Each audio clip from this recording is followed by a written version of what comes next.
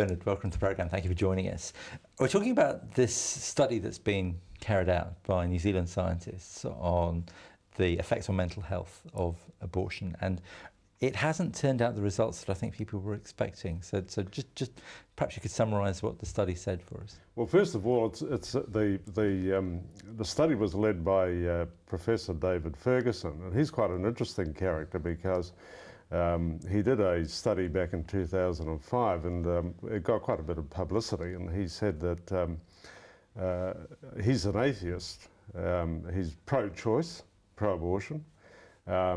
He certainly didn't expect to get the results that they found, but he said, look, we followed where the science led us. So he's an honest broker, and he's certainly got an international reputation for integrity.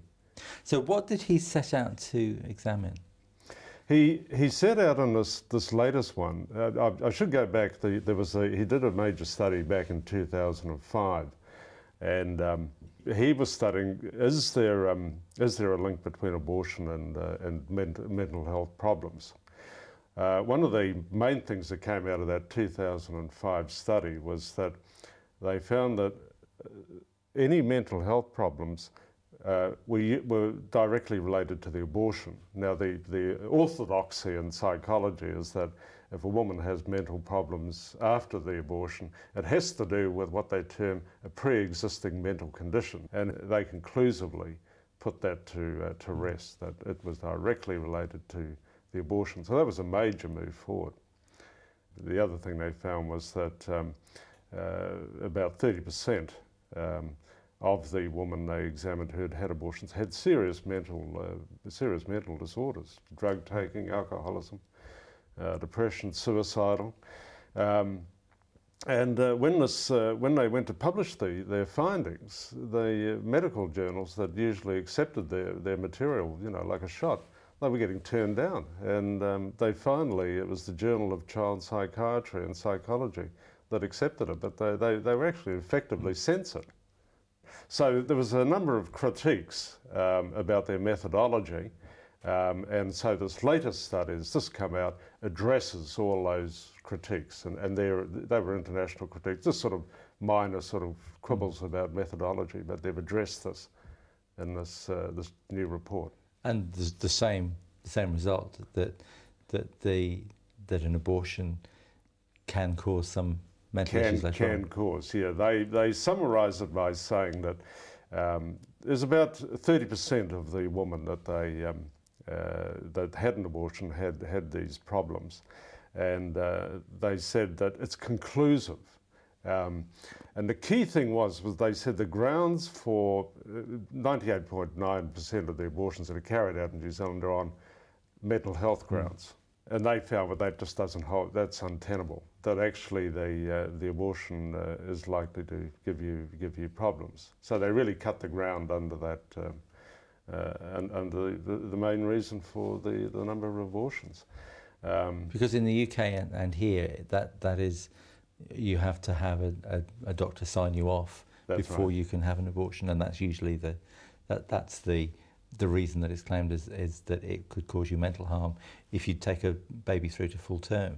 So was there any evidence that taking a baby through to full term did cause any mental issues? Yes, now that's a very interesting aspect of this latest research, because, by the way, I had a 20-minute phone conversation with Professor Fergusson yesterday, so I was able to sort of ask him all about these things.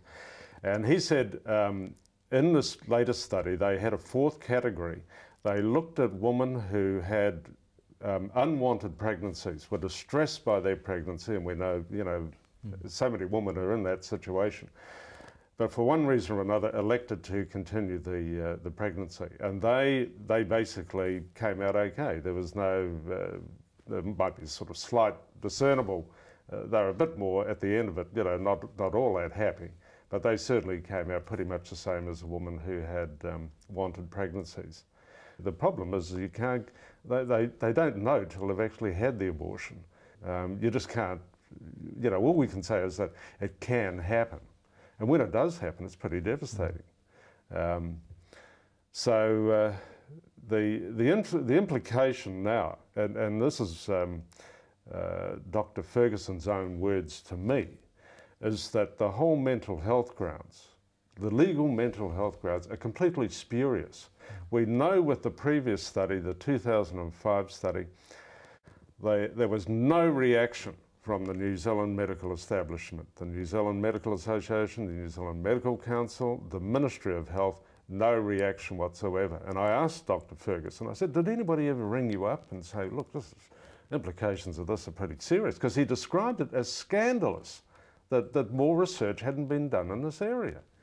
Now, the Ministry of Health, later in November 2006, as I say, that first study was published in January 2006, came out and said, we are not even going to analyse it. We're not going to analyse it, and we're not going to commission any research. And here you have the situation where he was outlining serious risks to women's health. There were women they were finding had real problem. Would you want to see abortion banned? We believe there's a whole lot of alternatives that are practical, compassionate. We believe that